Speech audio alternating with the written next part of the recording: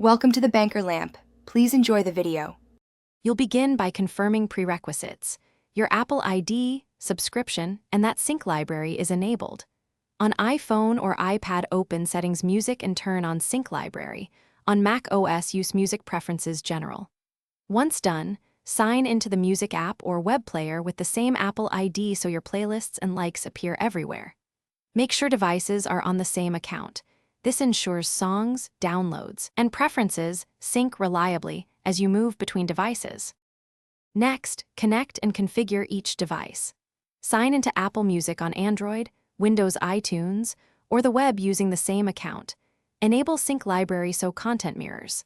For multi-room playback, choose AirPlay on iOS/Mac OS or use home sharing to access your library from Apple TV.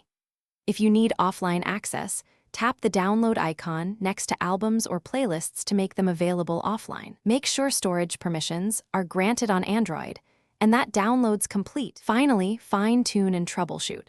Adjust playback settings like crossfade or EQ in the app for consistent sound. Set download quality in settings. If content doesn't appear, sign out and back into Apple Music, then toggle Sync Library off and on to force a resync.